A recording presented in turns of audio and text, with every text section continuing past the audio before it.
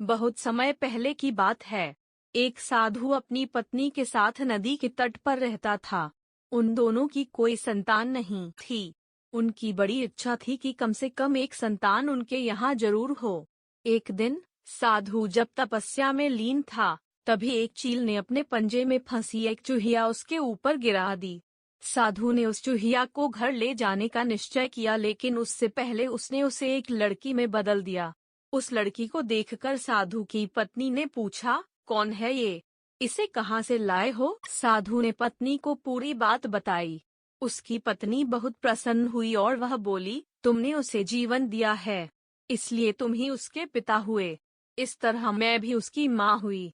हमारे यहाँ कोई संतान नहीं थी, इसलिए भगवान ने इसे हमारे पास भेजा है। जल्द ही वह बच्ची एक सुंदर युवती बन गई। जब वह 16 साल की हुई तो साधु और उसकी पत्नी ने उसका विवाह करने का निश्चय किया। साधु ने सूर्य देवता का आह्वान किया। जब सूर्य देवता उसके सामने आए, तो साधु ने उनसे उसकी बेटी से विवाह करने का अनुरोध किया। हालांकि लड़की को यह विचार अच्छा नहीं लगा और उसने कह दिया, क्षमा कीजिए, लेकिन मैं सूर्य देवता से विवाह नहीं कर सकती क्योंकि वह बहुत गर्म है। निराश साधु ने सूर्य देवता से कहा कि अब वे ही उसकी लड़की के लिए कोई सुयोग्य वर सुझाएं। सूर्य देवता ने कहा, बादलों के देवता से आपकी लड़की की जोड़ी सही बैठेगी क्योंकि वे ही धूप की गर्मी से उसकी रक्षा कर सकते हैं। साधु ने अब बादल देवता से उसकी लड़की से विवाह करने का अनुरोध किया। इस बार भी लड़की ने विवाह से इनकार कर दिया और बोली, मैं इस काले व्यक्ति से विवाह नहीं करूंगी।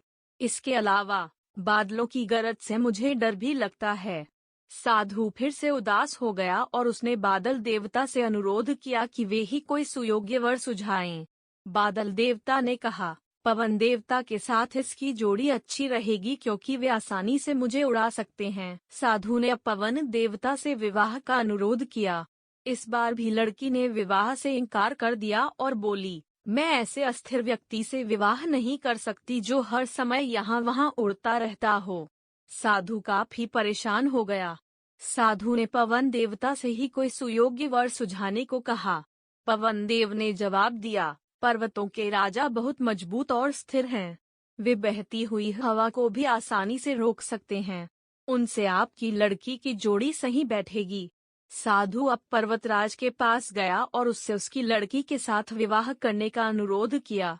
हालांकि इस बार भी लड़की ने विवाह करने से इनकार कर दिया और कहा, मैं ऐसे किसी व्यक्ति से विवाह नहीं कर सकती जो इतना कठोर और ठंडा हो। लड़की ने साधु से किसी नर्म वर को खोजने को कहा।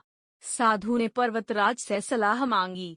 पर्वतराज ने जवाब दिया, किसी चूहे के साथ ही आपकी लड़की की जोड़ी अच्छी रहेगी क्योंकि वह नर्म भी है और आसानी से किसी पर्वत में भी बिल बना सकता है। इस बार लड़की को वर पसंद आ गया। साधु काफी हैरान हुआ और बोला, भाग्य का खेल कितना निराला है। तुम मेरे पास एक चूहिया के रूप में आई थी और मैंने ही तुम्हें लड़की का रूप दिया था। चूहिया के रूप में जन्म लेने के कारण तुम्हारे भाग्य में चूहे से ही विवाह करना लिखा था और वही हुआ। भाग्य में जो लिखा था वही हुआ। साधु ने फिर से प्रार्थना शुरू कर दी और लड़की को दोबारा चूहिया बना दिया।